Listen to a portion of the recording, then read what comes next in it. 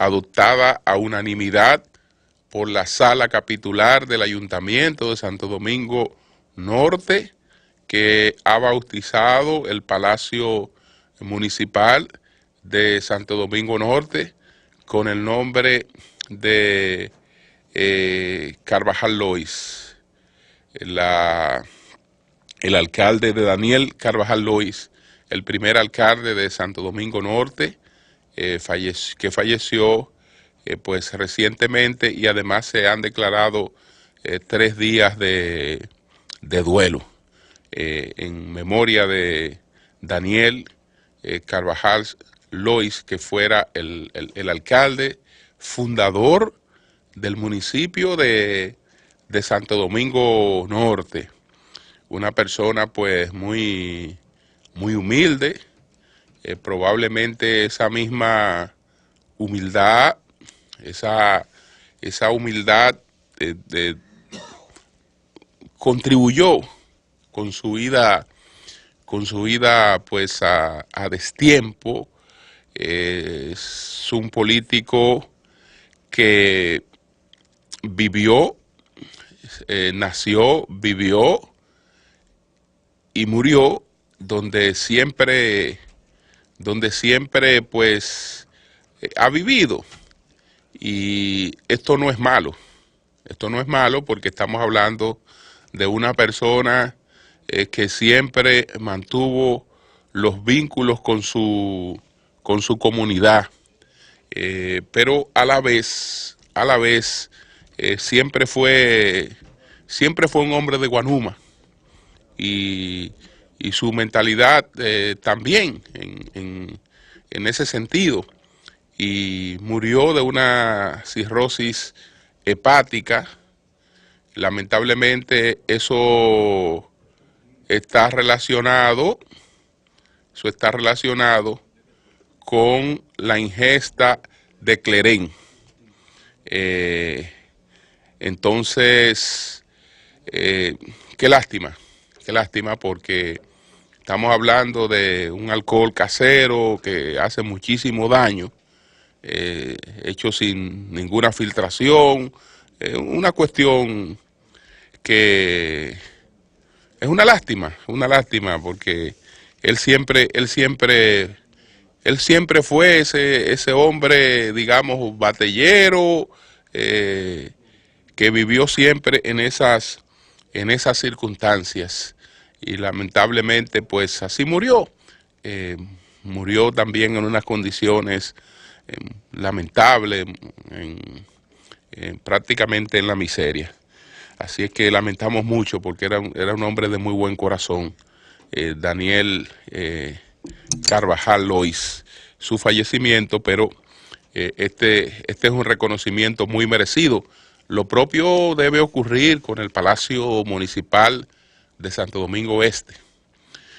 Hay un conflicto en este Palacio Municipal porque el ayuntamiento, que la sala capitular, en la época del alcalde Domingo Batista, que fue el primer alcalde de Santo Domingo Este, pues adoptó la decisión de bautizar el Palacio Municipal con el nombre de José Francisco Peña Gómez. Pero el Palacio Municipal que fue bautizado con el nombre de José Francisco Peña Gómez era un estercolero, que no era este nuevo Palacio Municipal, que fue una inspiración del alcalde Juan de los Santos. Que Peña Gómez merezca ese homenaje, ese y todos los homenajes que se le hagan a José Francisco Peña Gómez son pocos. El Aeropuerto Internacional de las Américas lleva su nombre, y él fue alcalde del Distrito Nacional cuando ese municipio pertenecía al Distrito Nacional, y es una figura cuyo nombre lo puede tener un palacio municipal en cualquier parte del país, porque es una figura nacional, es un líder nacional. No obstante, yo creo que los municipios también se van levantando su propia identidad con sus propios íconos. Y Juan de los Santos es un ícono del municipio de Santo Domingo Este, pero además fue su alcalde, un alcalde que hizo una gran gestión, aunque no fue el fundador del municipio, no fue el primer alcalde del municipio. Sin embargo, realmente el que desarrolló ese municipio fue Juan de los Santos. Y entre otras cosas, para darle un mayor nivel y eficiencia a ese ayuntamiento, pues concibió la idea de ese palacio municipal. Entonces, yo creo que sin menospreciar, sin entender que se está desconociendo a la figura de José Francisco Peña Gómez, yo creo que son cosas muy distintas, y en ese caso, lo de justicia es que ese palacio municipal lleve el nombre de Juan de los Santos, como va a llevar el nombre de Daniel Carvajal Lois, el palacio municipal de Santo Domingo Norte. El sol de la mañana, el sol de la mañana. Señores, sin imaginarnos que esto iba a pasar tan pronto, decía en un análisis que no es verdad que una economía que lo único que está creciendo, como la China, va a permitir que un loco pues arme una tercera guerra mundial en la que no tiene absolutamente nada que ganar. Nada que ganar. Entonces, ¿qué hacen las economías grandes? ¿Ustedes creen que las economías grandes quieren autodestruirse? Que los grandes quieren crear situaciones que destruyan su riqueza y que le lleven al atraso. No, los grandes lo que quieren es seguir creciendo.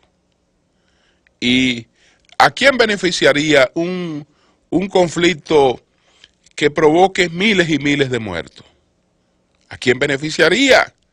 Pero además, después de todos esos conflictos, siempre viene un nuevo orden económico internacional. Entonces, si en el orden económico internacional que está vigente, pues China se ha convertido, en términos de volumen, en la principal economía del mundo, y da otros pasos que en el futuro la puedan convertir no solo en la principal economía del mundo, sino en la principal potencia del mundo. Porque cuando usted ya conjugue otros factores en el plano de la tecnología, en el plano, por ejemplo, militar, en el plano de la ciencia, entonces ya eso conjugado, esas cuatro patas con la económica, pues se puede convertir en la principal potencia del mundo. Entonces, ¿qué sentido tiene para China que por los caprichos de un loco se arme una tercera guerra mundial? Pero, ¿y le interesa a China la destrucción de la economía estadounidense? ¿Qué representa la destrucción de la economía estadounidense para China? Pues la destrucción de su economía. Porque si Estados Unidos es el principal deudor de China, y el principal deudor de ustedes se ahorca, ¿dónde queda usted? No, eso no tiene sentido. Entonces, todo esto es porque decía que tanto China como Rusia iban a terminar pues divorciándose de este loco de Corea del Norte que quiere, pues, que presiona sin ningún objetivo claro, por objetivos claros en términos de los intereses de China, en términos de los intereses de Rusia, por crear un conflicto. Entonces, vamos a dar lectura a esta información que veía anoche. China anunció este jueves el cierre de las empresas norcoreanas con presencia en este país y de las mixtas con capital chino y norcoreano en un plazo de 120 días, de acuerdo con la última tanda de sanciones impuesta por el Consejo de Seguridad de la ONU. El ministro de Comercio informó de esta decisión, cuyo fin es presionar para que Corea del Norte detenga sus programas de desarrollo de armas nucleares y misiles a través de un comunicado en su página web en el que precisó que las empresas y proyectos de infraestructura sin ánimo de lucro quedan exentas de esa medida. Además de las compañías en suelo chino, también se cerrarán las empresas con capital chino y norcoreano establecidos en el exterior. Las autoridades chinas justifican esta decisión de acuerdo a la resolución número 2375, adoptada a unanimidad por el Consejo de Seguridad de las Naciones Unidas el pasado 12 de septiembre. En el marco de esta resolución, China ya anunció hace una semana la restricción del suministro de petróleo al país vecino, así como la prohibición general de las importaciones de textiles norcoreanos con el objetivo de presionar al régimen de Kim Jong-un. La República Popular de China es el principal socio comercial de Corea del Norte y tradicionalmente su principal apoyo político, pero en los últimos meses ha aceptado la aprobación de duras sanciones por parte del Consejo de Seguridad. Desde Beijing siguen abogando por la necesidad de proseguir el diálogo para rebajar las tensiones en la región e insisten en que el uso de fuerza militar no debe ser una opción. No obstante, Estados Unidos y otros actores de la comunidad internacional siguen pidiendo a China que aumente su presión sobre el régimen, tanto diplomática como económicamente, sobre este régimen de Corea del Norte. Bueno, si después de un golpe como ese no hay una reacción, que la habrá, porque solo falta ahora que Rusia también ponga su contribución, su colaboración. ¿Qué va a pasar con este hombre? ¿Qué va a pasar con este hombre? El propio ejército de Corea del Norte en cualquier momento se encarga de él. En cualquier momento, porque tampoco... ¿Y quién va a permitir? ¿Quién va a permitir que la locura de un individuo hunda más de la cuenta a un país? ¿Ahora qué pasa con todas esas empresas? ¿Esas empresas se van a quedar de brazo cruzado? ¿O la presión interna que eso crea, qué va a provocar? Entonces, yo creo que ahí China ha actuado con responsabilidad y ha dado un paso contundente. Solo falta el paso de Rusia. Y por eso, cuando comentábamos lo del discurso de Donald Trump, decía también, señores, una cosa son los discursos, otra los intereses. En el hondón, los intereses de Estados Unidos, de China y de Rusia no andan tan desvinculados. Tienen sus diferencias, pero prefieren administrar un mundo con sus diferencias que destruir ese mundo. Que eso no tiene ningún sentido. Entonces, yo creo que esto puede tener pues un impacto importante, aunque en lo inmediato el régimen coreano haga creer que esto no le afecta, o haga creer que esto le conserva su misma firmeza. Si él sigue insistiendo y sigue bloqueando, pues en cualquier momento ustedes pueden esperar que salen de él. En cualquier momento salen de él, en cualquier momento él se ahorca. Él mismo se quita la vida, en cualquier momento sufre un accidente, en cualquier momento le pasa algo, porque no puede uno dañar todo un sistema económico y social. El sol de la mañana. El sol de la mañana. Bueno, señores, nosotros conocemos lo que hizo el rey Salomón, hijo de Saúl, que Saúl es que completa, ¿no?, la misión de Moisés, hijo de Abraham, que saca a su pueblo de Egipto. Sin embargo, no puede culminar la misión de llevar al pueblo a Egipto. Uno colige de la interpretación bíblica que hubo un castigo de Dios a Moisés o un castigo de Dios al pueblo de Moisés que se reflejó en Moisés. Pero se estableció que él no iba a alcanzar la tierra prometida y él no alcanzó la tierra prometida. No la alcanzó la tierra prometida. Entonces, Salomón, pues, es considerado un rey sabio, y esa sabiduría proviene del hecho de que, colocado ante las circunstancias de gobernar, lo único que le pidió al Altísimo fue sabiduría, y sabiduría entonces la tuvo de sobra. Con esa sabiduría, pues, manejó el conflicto de las dos madres que se presentaron ante él. Habían dado a luz dos niños, el niño de una murió, y entonces una alegaba que la otra le colocó su niño muerto y que el niño que había muerto no era el de ella. Y se presentaron las dos ante el rey Salomón con ese conflicto.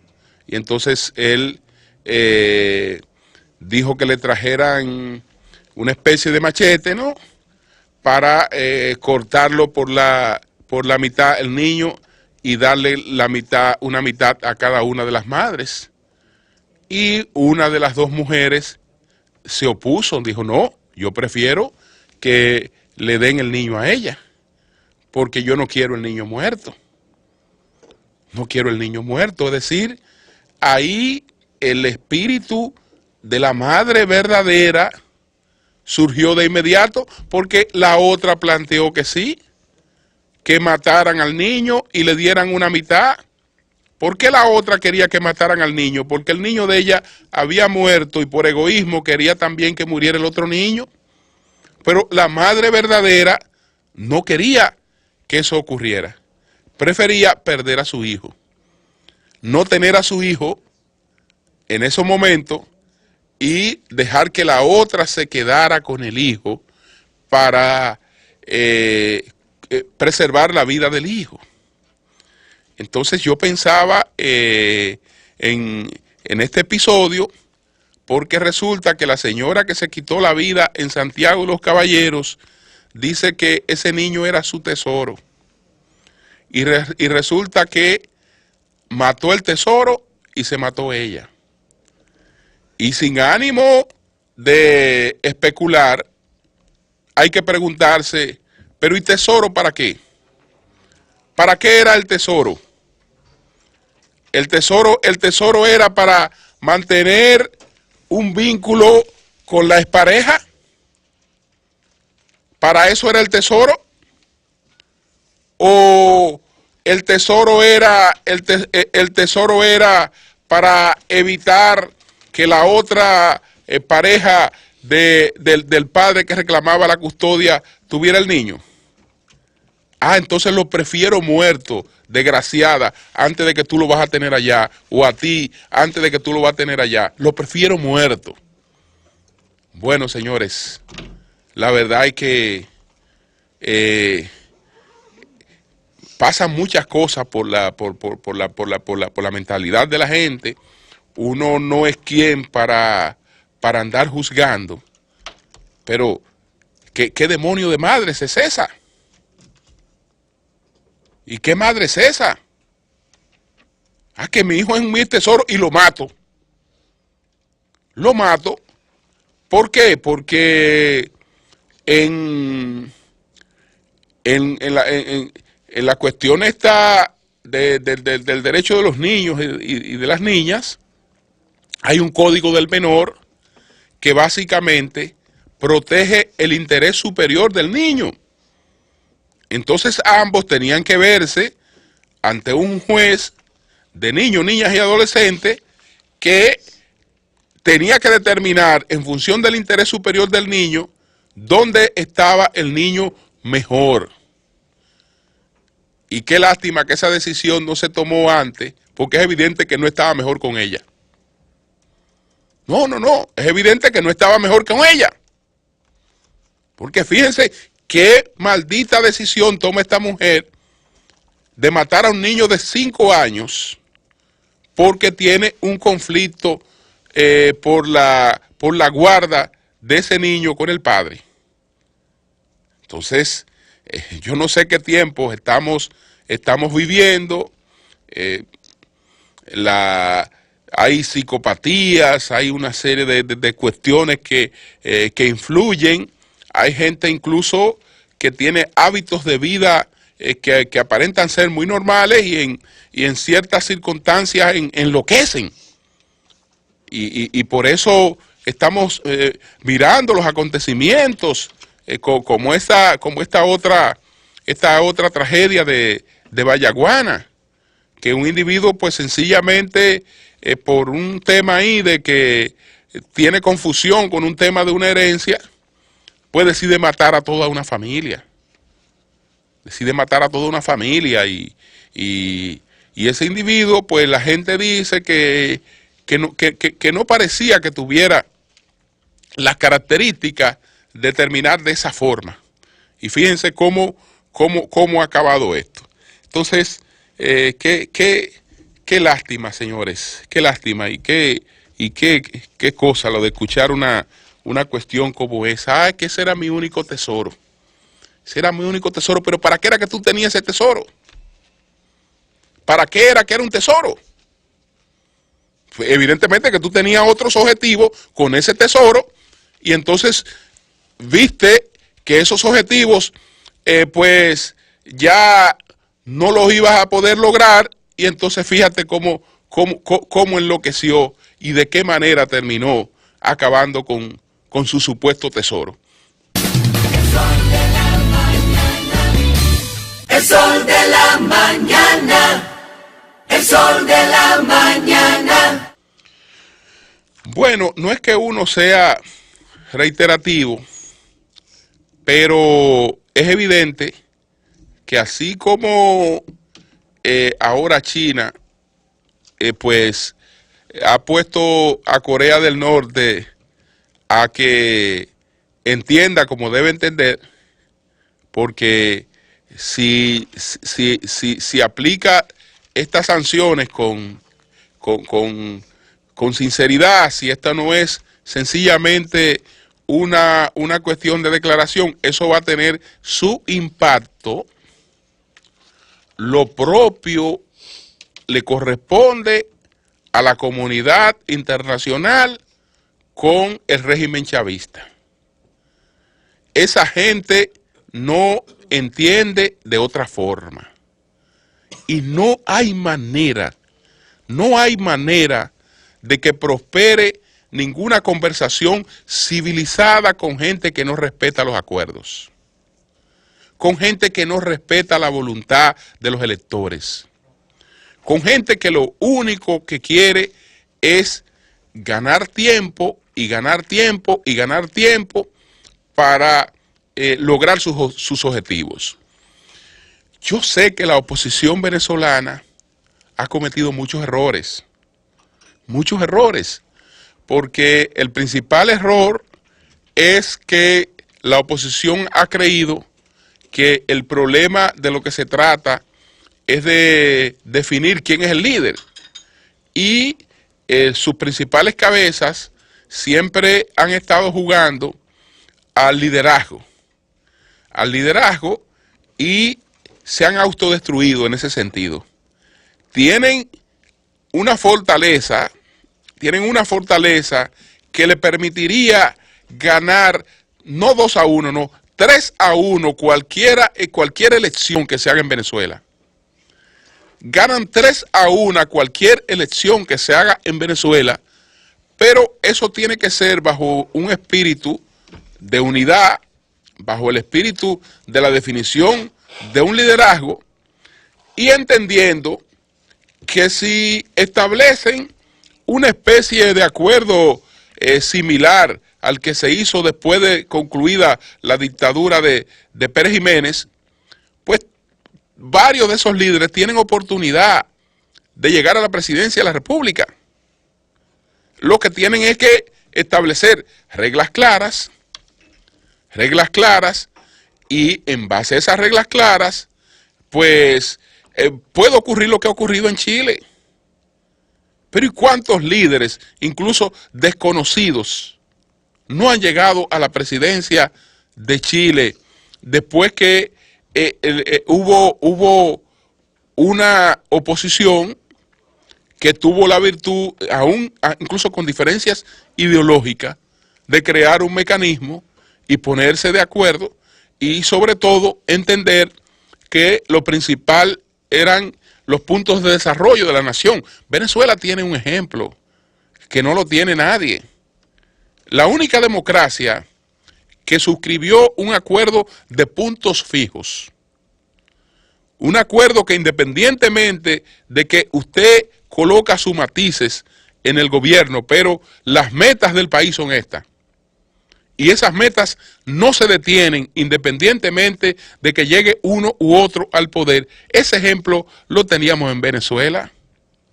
Cuando aquí íbamos a cualquier curso sobre política, sobre comunicación, sobre democracia, los catedráticos eran venezolanos. Los catedráticos en toda América Latina eran venezolanos. ¿Por qué? Porque esa era la democracia modelo.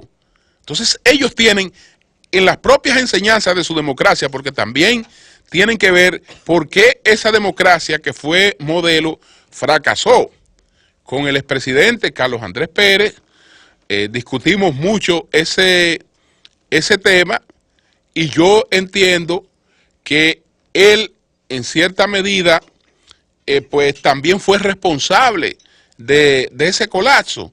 No porque fuera un hombre corrupto, que por lo menos el que yo conocí no era un hombre corrupto. No era un hombre corrupto. Y sin embargo, la imagen que construyó fue la de un político corrupto, pero no era un político corrupto. Pero el expresidente Carlos Andrés Pérez, con el tema de algo que acordó, que se estableció con Rómulo Betancourt, porque con Rómulo Betancourt se estableció el asunto de controles al asunto de la reelección. Y el presidente Carlos Andrés Pérez agotó sus periodos. Volvió al poder. Cuando el presidente Pérez vuelve al poder, la gente no vota por el presidente Carlos Andrés Pérez de las nuevas circunstancias, sino ve en él el reflejo de la época de bonanza en la que él gobernó. Es decir, que este hombre que con la vuelta de este hombre volvía aquello de apéame dos, aquello que se decía que los venezolanos eran tan prósperos que no compraban un solo artículo. Cualquier cosa que veí que iban a comprar, dame dos. Si van a comprar un electrodoméstico, dame dos. Si van a comprar un carro, dame dos. Dame dos, dame dos. No importa el precio, dame dos. Entonces, votaron por este hombre porque él simbolizaba esa prosperidad de otros tiempos. Y lamentablemente, él venía con una política de reorientación económica, una política de reorientación de la economía, y esa política conllevaba restricciones que la gente no entendió. La gente no entendió. Incluso después de su experiencia, él habría sido mejor presidente para Venezuela, paradójicamente, en esa etapa en la que ya comprendió que había tomado una serie de medidas populistas en otros tiempos, que ya con toda la experiencia que había tenido y el conocimiento que tenía del Estado eran distintos, pero la gente no le dio oportunidad. No, en poco tiempo se fue al piso de la impopularidad, porque no vino la prosperidad que la gente esperaba, sino los recortes. Recortes y recortes. Ah, bueno, pero ven acá. Y entonces, a partir de ahí, empezó el colapso, ¿no? de esa democracia, porque él fue la última gran figura de ese sistema que llegó al poder, porque cuando llegó de nuevo el presidente Caldera, y el presidente Caldera también llegó muy disminuido. Incluso el partido que lo llevó al poder fue el partido de las cucarachas, como le dicen, porque era un partido de minoritario, de las cucarachas, no, de las curianas, porque fue una agrupación de pequeña fuerza lo que llevó a Caldera al poder. Entonces, sí, ellos han cometido muchos errores. Ahora yo estoy de acuerdo con ellos. El peor error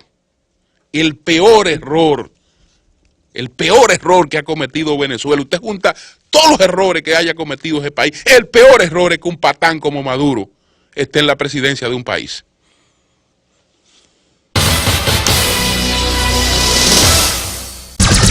Son 106.5.